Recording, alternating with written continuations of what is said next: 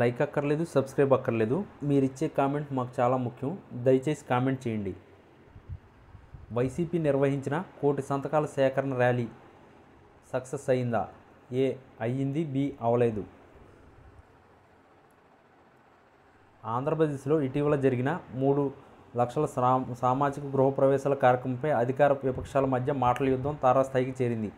రాష్ట్ర ప్రభుత్వం అత్యంత ఘనంగా నిర్వహించిన ఈ కార్యక్రమం పేదల సొంతింటి కల నెరవేర్చేందుకు ఉద్దేశించినప్పటికీ దాని వెనుక క్రెడిట్ చోరీ అనే తీవ్ర ఆరోపణలు వినిపిస్తున్నాయి. రాష్ట్ర ముఖ్యమంత్రి ప్రారంభించిన ఈ ఇళ్ల నిర్మాణం చాలా వరకు గత ప్రభుత్వ హయాంలో ప్రారంభమై చివరి దశలో చేరుకున్న ప్రాజెక్టులని విపక్ష నేత వైఎస్ జగన్మోహన్ రెడ్డి వర్గం బలంగా వాదిస్తుంది. రాష్ట్ర వ్యాప్తంగా దాదాపు 3,00,000 ఇళ్లకు ఒకే రోజు తాళాలు అందజేయడం ఒక చరిత్రాత్మకంగా పాలకపక్షం చెబుతుండగా ప్రతిపక్ష శిబిరంలో మాత్రం దీనిపై గుసగుసలు వినిపిస్తున్నాయి. ఈ ప్రభుత్వం హయాంలో వేల కోట్లు రూపాయలు ఖర్చు చేసి పేదలకు స్థలాలను కేటాయించి నిర్మాణాల్లోని తెచ్చిన ఇళ్లను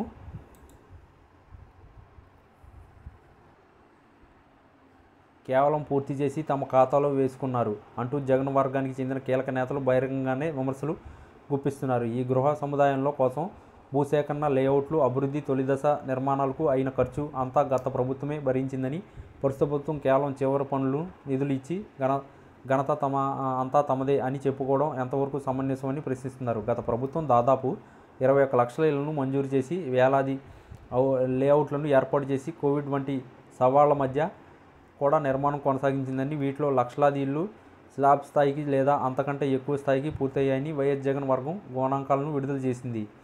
ఇప్పుడు ప్రారంభించిన ఇళ్లలో సగానికి పైగా తమ హయాంలోనే 70% పూర్తయ్యాయని, ఈ రాజకీయ గృహప్రవేశాల హడావిడి కేవలం పాత పథకాలకు కొత్త రంగులద్దడమేనని ఆరోపించారు. దీనిపై పాలకపక్షం నేతలు కూడా ధీటుగా స్పందించారు. గత ప్రభుత్వం తమ హయాంలో మంజూరు చేసిన దాదాపు 4.7 లక్షల ఇళ్లను రద్దు చేసిందని, మౌలిక వసతులు లేకుండా ఇళ్ల స్థలాలను కేటాయించిందని, నిధులు ఆపేసి పేదల ఇంటి కలను నాశనం చేసిందని ఆరోపిస్తున్నారు. తమ ప్రభుత్వం అధికారంలోకి వచ్చిన తర్వాతే ఆగిపోయిన పనులకు తిరిగి నిధులు కేటాయించి వేగంగా పూర్తి చేసి గృహాలను అందించామని, ఇది తమ చిత్తశుద్ధికి నిదర్శనమని స్పష్టం చేస్తున్నారు. ఏది ఏమైనా రాష్ట్రంలోని పేదలు సొంతింటిని అడుగు పెట్టడం సంతోషించదగిన విషయం అయినప్పటికీ ఈ క్రెడిట్ ఫైట్ మాత్రం రాజకీయ వర్గాల్లో వేడిని పెంచింది. ఈ క్రెడిట్ చోరీపై విపక్ష నేత వైఎస్ జగన్మోహన్ రెడ్డి తీవ్ర అసంతృప్తితో ఉన్నట్లు తెలుస్తుంది.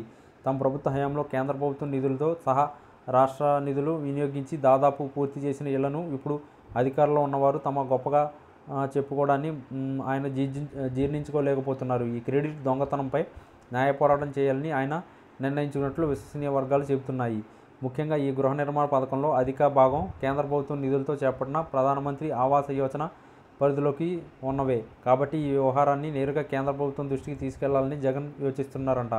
కేంద్రం నుంచి వచ్చిన నిధులను తమ ప్రభుత్వం హయాంలో జరిగిన పురోగతిని, ప్రస్తుతం జరుగుతున్న క్రెడిట్ హైజాక్ వివరాలను కూలంకషంగా వివరిస్తూ కేంద్ర గృహ నిర్మాణ శాఖకు లేఖ రాయడానికి లేదా ఢిల్లీ వెళ్లి అగ్రనేతలను కలుసుకోవడానికి ఆయన సిద్ధమవుతున్నట్లు సమాచారం.